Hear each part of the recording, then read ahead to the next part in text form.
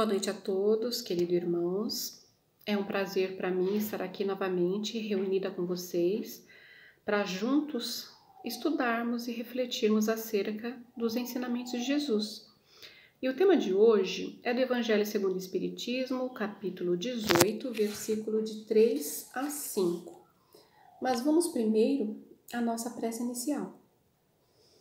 Amado Mestre, agradecemos a oportunidade de estarmos aqui reunidos para meditarmos e aprendermos a respeito dos seus ensinamentos, para que possamos perseverar na nossa reforma íntima tão necessária e que é uma conquista individual de cada um, que possamos sempre trilhar esse caminho de bênçãos e luz. Que assim seja, graças a Deus. Então vamos à leitura da passagem. A porta estreita. Entrai pela porta estreita, porque larga é a porta e espaçoso o caminho que leva à perdição. E muitos são os que entram por ela, que estreita é a porta e que apertado o caminho que leva para a vida, e quão poucos são os que acertam com ela. Mateus capítulo 7, versículo de 13 a 14. E perguntou-lhe alguém: Senhor, são poucos então os que se salvam? E ele lhes disse: Porfiai por entrar pela porta estreita, porque vos digo que muitos procurarão entrar e não o poderão. E quando o pai de família tiver entrado e fechado a porta, vós estareis de fora e começareis a bater à porta, dizendo: Abre-nos, Senhor. E ele vos responderá, dizendo: Não sei de onde sois. Então começareis a dizer: Nós somos aqueles que em tua presença comemos e bebemos, a quem ensinaste nas nossas praças. E ele vos responderá: Não sei de onde sois, apartai-vos de mim, todos os que obrais a iniquidade. Ali será o choro e o ranger de dentes, porque virdes que Abraão, Isaque e Jacó e todos os profetas estão no reino de Deus, e que vós ficais fora dele, excluídos, e virão do Oriente e do Ocidente, e do Setentrião, e do meio-dia, muitos que se assentarão à mesa do reino de Deus. E então os que são últimos serão os primeiros, e os que são os primeiros serão os últimos. Lucas, capítulo 13, versículo de 23 a 30. A porta da perdição é larga, porque as más paixões são numerosas e o caminho do mal é o mais frequentado. A da salvação é estreita, porque o homem que deseja transpô-la deve fazer grandes esforços para vencer as suas más tendências, e poucos se resignam a isso. Completa-te a máxima: são muitos os chamados e poucos os escolhidos. Esse é o estado atual da humanidade terrena, porque sendo a terra um mundo de expiações, nela predomina o mal. Quando estiver transformada, o caminho do bem será o mais frequentado. Devemos entender essas palavras, portanto, em sentido relativo e não absoluto. Se esse tivesse de ser o estado normal da humanidade, Deus teria voluntariamente condenado à perdição a imensa maioria das criaturas. Suposição inadmissível desde que se reconheça que Deus é todo justiça e todo bondade. Mas quais as faltas de que essa humanidade seria culpada para merecer uma sorte tão triste no presente e no futuro, se toda ela estivesse na terra e a alma não tivesse outras existências? Por que tantos escolhos semeados no seu caminho? Por que essa porta tão estreita que apenas a um pequeno número é dado transpor? E se a sorte da alma está definitivamente fixada após a morte? É assim que, com a unicidade da existência, estamos incessantemente em contradição com nós mesmos e com a justiça de Deus.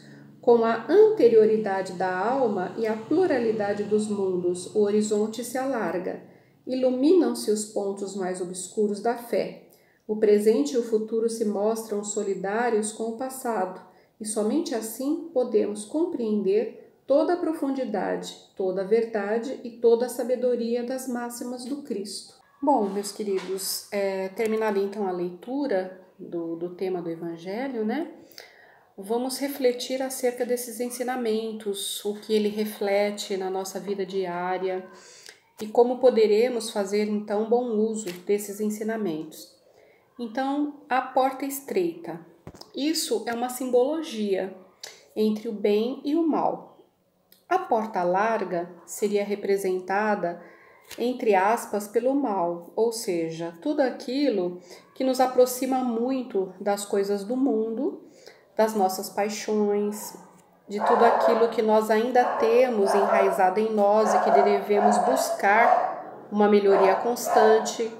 Seria, digamos assim, a nossa zona de conforto dentro do crescimento moral e espiritual, representados então pela porta larga, que é uma porta fácil de se transpor e que muitos entram por ela. E com relação à simbologia da porta estreita, ela é representada pelo bem, pela nossa evolução moral, espiritual, por tudo aquilo que nós temos uma certa dificuldade ainda em agir cotidianamente por conta das nossas imperfeições. Então, por ser um trabalho árduo, que nós ainda temos que nos policiar para caminhar nesse sentido, não é algo que na maioria das ações a gente faz instintivamente, naturalmente, é que tem a simbologia da porta estreita, porque é uma porta onde poucos conseguem passar, poucos conseguem transpor. Por ser estreita, é dificultosa a sua passagem. Há necessidade de um empenho para que possamos transpô-la. Então, nós temos aqui a porta larga, simbolicamente o mal, e a porta estreita, simbolicamente o bem.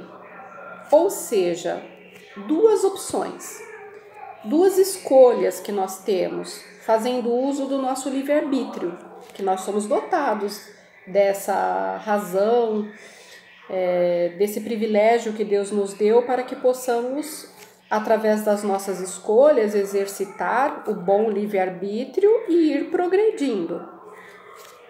E através dessas escolhas, nós vamos escrevendo o nosso futuro. Então é importante que tenhamos a consciência de que nós não viemos a esse planeta escola, o planeta Terra, a passeio. Nós estamos aqui com objetivo.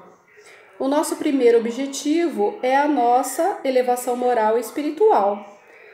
Tornarmos uma pessoa melhor em relação à pessoa que nasceu num corpo de bebê, que teve toda uma vivência infantil e que um dia nós vamos retornar para o plano espiritual.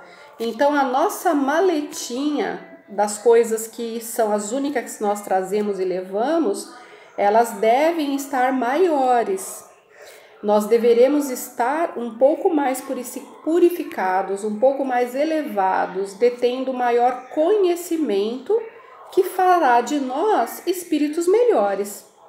E assim, escrevendo o nosso futuro, nós esperamos que as nossas próximas experiências reencarnatórias sejam mais suaves, mais positivas e, preferencialmente, aqui na Terra, no período de regeneração, né? Onde o bem se sobreporá ao mal, que ainda existirá, mas em menor índice, né? E como que nós conseguimos isso? Nós temos que passar a conhecer as leis que regem o mundo material e o mundo espiritual. Não a lei dos homens, mas sim as leis de Deus, os ensinamentos de Jesus. Porque somente através desse conhecimento de como funciona a lei de ação e reação, causa e efeito, que tomando a consciência de que nós somos responsáveis por tudo aquilo que nós escolhemos, porque as nossas escolhas vêm de acordo com a nossa afinidade, né, moral e espiritual. Então, abandonando a questão do vitimismo, do fatalismo e nos assenhorando da nossa responsabilidade, nós passamos a ter uma visão mais clara, né? Ou seja, ninguém é culpado do que nós estamos desenhando para o nosso futuro. nosso pai, nossa mãe, nossa criação, o ambiente em que fomos inseridos, nada responsável, porque nós fomos inseridos exatamente com as pessoas e com as circunstâncias necessárias à nossa evolução. E nós somos os responsáveis por tudo aquilo que fazemos, daquilo que nos é colocado, é a nossa escolha. Então, essa responsabilidade, quando bem entendida e bem aceita, nos auxilia muito na tomada desse caminho da reforma íntima, né? Que é caminhar um pouquinho passo a passo, buscando nos melhorar naquilo que ainda temos uma maior dificuldade. Um pouco por dia, um pouco por mês, doses homeopáticas. Cada circunstância que se apresenta, nós vamos buscando ter um desfecho favorável dentro dos ensinamentos de Jesus e daquilo que nos leva então a essa reforma íntima. E aos poucos nós vamos progredindo. Muitas vezes a gente comete algum tipo de deslize do qual a gente pensa no mesmo momento: poxa, pisei na bola, poderia ter agido diferente. Numa próxima oportunidade, a gente, além de pensar, para e deixa de executar aquela circunstância. Até que isso fica tão incorporado nas nossas atitudes que nós agiremos automaticamente na opção melhor, sem pensar, né? Aí nós já teremos, digamos assim, transposto um grande percentual daquilo que tínhamos a corrigir. E tudo aquilo que nós temos de bem também merece aprimoramento e principalmente merece vivência. Não adianta nós apenas determos o conhecimento, nos sentirmos melhores, se nós não vivenciarmos isso. É somente na vivência que a gente verifica se realmente nós aprendemos, nós conseguimos transpor determinadas dificuldades. Porque enquanto nós não tivermos aprendidos de fato, nós continuaremos sendo testados. A necessidade de aprimoramento em determinadas quesitos e circunstâncias que estão inerentes em nós faz com que energeticamente nós atrairemos pessoas e circunstâncias necessárias a nos proporcionar aquele aprendizado. Então, ou seja, vamos viver de uma forma inteligente e amorosa, buscando ser a cada dia pessoas melhores, através do exercício constante da reforma íntima, através da passagem para a porta estreita, através do conhecimento das leis que regem o mundo material e espiritual. Assim, nós conseguiremos, através da reforma íntima, abandonar o homem velho, que fomos um dia, que estamos sendo ainda e que está a cada dia sendo depurado, como se nós, cada vez que passássemos pela porta estreita, por estar estreita, a gente fosse obrigado a se despir de uma vestimenta para que pudesse passar. E assim nós vamos nos tornando mais leves, melhores a cada dia, num processo de renovação constante, que vai nos levar, inevitavelmente, ao crescimento moral e espiritual, que é essa a nossa principal destinação, nosso principal objetivo esse que todos nós alcançaremos, uns mais rápidos, outros nem tanto, uns por caminhos tortuosos, outros por caminhos mais leves, mas, como eu disse, nós estamos construindo hoje o nosso amanhã melhor. Então, a forma como viveremos amanhã, ainda nessa encarnação, ou ainda na nossa próxima reencarnação, dependerá única e exclusivamente do que estejamos fazendo das nossas vidas hoje. Porque a semeadura é livre, mas a colheita é obrigatória. Muita paz a todos. Eu espero que essas reflexões sirvam para todos nós como objeto de melhoria pessoal. Terminada então a explanação do Evangelho, vamos passar para as vibrações.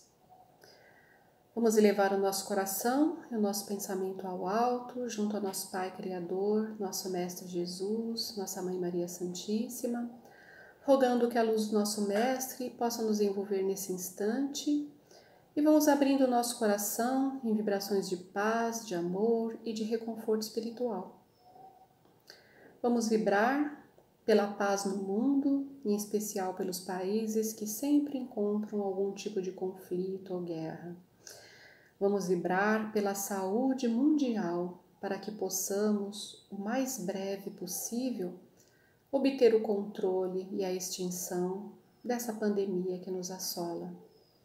Vamos vibrar por todos os enfermos em leitos hospitalares ou domésticos que padecem dessa doença no momento, o Covid, ou qualquer outro tipo de doença que venha afetando seus corpos e que pelo momento da pandemia tenha ficado em segundo plano.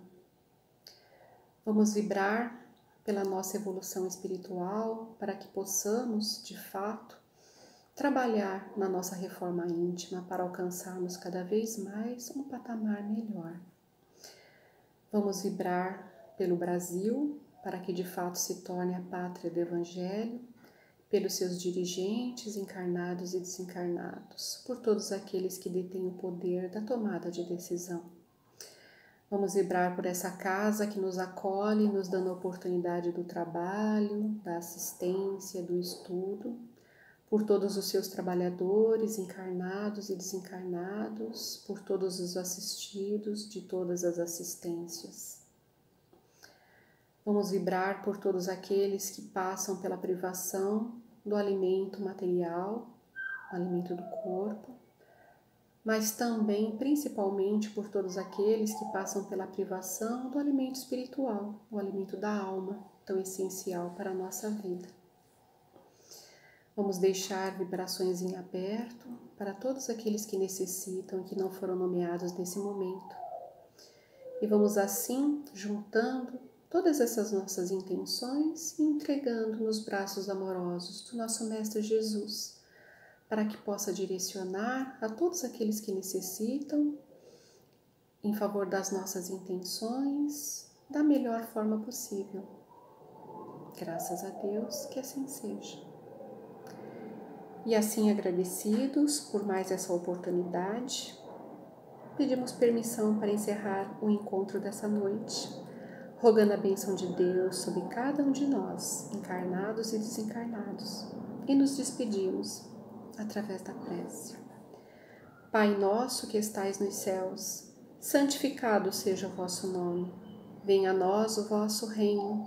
Seja feita a vossa vontade, assim na terra como nos céus. O pão nosso de cada dia nos dai hoje. Perdoa, Pai, as nossas ofensas, assim como nós perdoamos a quem nos tem ofendido. E não nos deixeis cair em tentação, mas livra-nos, Senhor, de todo o mal, pois teu, Pai, é o poder, o reino e a glória para todos sempre. Que assim seja, graças a Deus. Graças a Deus. Então, mais uma vez, eu me despeço de vocês com o coração cheio de saudades e aguardando ansiosamente o momento em que possamos nos ver pessoalmente. Muita paz a todos. Um beijo. Fiquem com Deus.